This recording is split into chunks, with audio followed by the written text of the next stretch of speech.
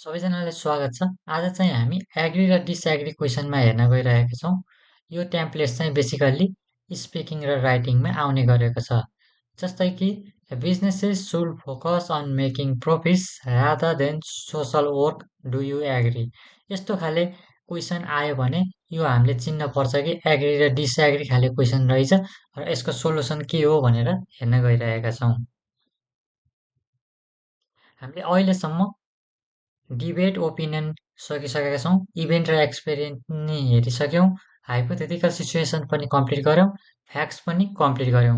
आज हामी 5 नम्बरमा रहेको एग्री र डिसएग्री टेम्प्लेट हेर्नेछौँ। यसमा चाहिँ कस्तो हुन्छ भन्दाखेरि तपाईँले सुरुमा इन्ट्रोडक्सन दिन पर्यो। Introduce the topic by briefly starting your opinion.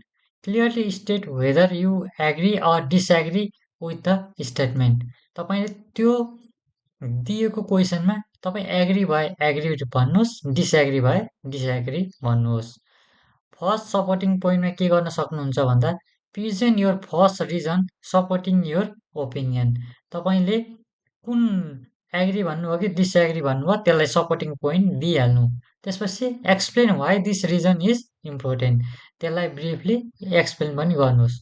अनि त्यसमा अझ provide an example or evidence to strengthen your argument. Example दियो भने अझ बेस्ट हुनेछ। बेसिकल्ली के गर्नुहोस् भन्दा फर्स्ट सपोर्टिङ पोइन्टमा त्यसलाई ओपिनियन दिनु, त्यसको रिजन दिनु, इक्जाम्पल दिनु, पर्फेक्ट हुनेछ।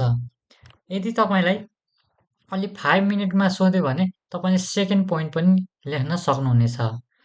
Introduce your second reason for agreeing or disagree, explain how this reason supports your strength, give an example or further explanation. माथिको जस्तै नै हो यो पनि। थर्डमा पनि तपाईँले त्यसरी नै गर्न सक्नुहुन्छ। अनि कन्क्लुजनमा समराइज योर मेन पोइन्ट्स अनि restate your opinion clearly, provide a final thought or recommendation. यति गर्नुभयो भने तपाईँ एग्री डिसएग्रीलाई मजाले कम्प्लिट गर्न सक्नुहुनेछ। जस्तै एउटा क्वेसन हेरौँ।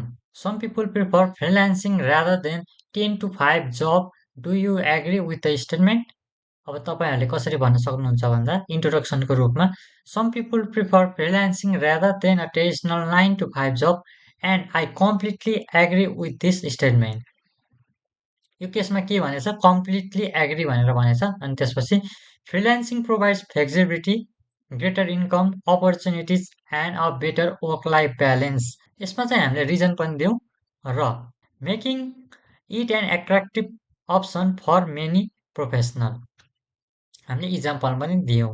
अब सपोर्टिङ पोइन्ट 1मा के गर्न सकिन्छ भन्दा firstly freelancing offer flexibility in working schedule.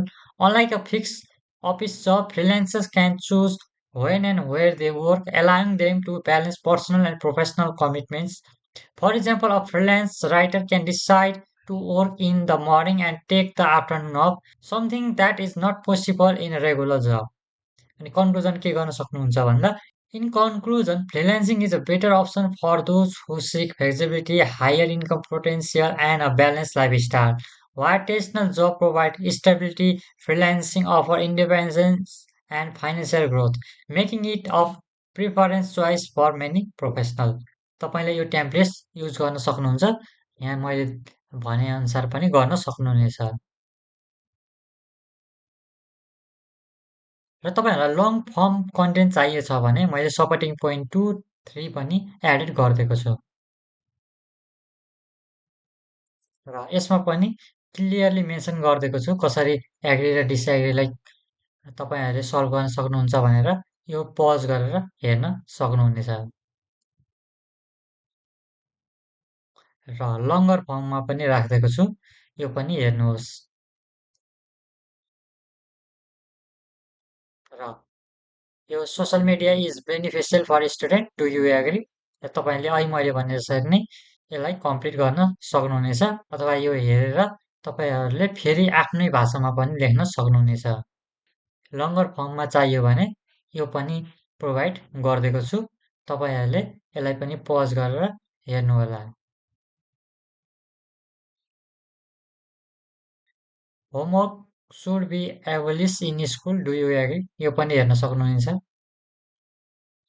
यसको लङ फर्म पनि हेर्न सक्नुहुनेछ। यसलाई पज गर्नुहोस् अनि हेर्नुहोस्। र यसमा चाहिँ मैले धेरै क्वेसनहरू पनि एडेड गरिदिएको छु। कस्तो कस्तो खाले क्वेसन आउँछ भनेर पनि एड गरिदिएको छु। तपाईँहरूले यो सबै चेकआउट गर्न सक्नुहुनेछ। र अघि नैको त्यो लङ फर्म कन्टेन्ट चाहिएको छ भने मैले तपाईँलाई प्रोभाइड गरिदिएको छु। र आजलाई यो एग्री र डिसएग्री क्वेसनलाई यहीँ सकेका छौँ र फर्दर मोर स्टे ट्युन भएर हेर्दै गर्नुहोला। Thank you everyone.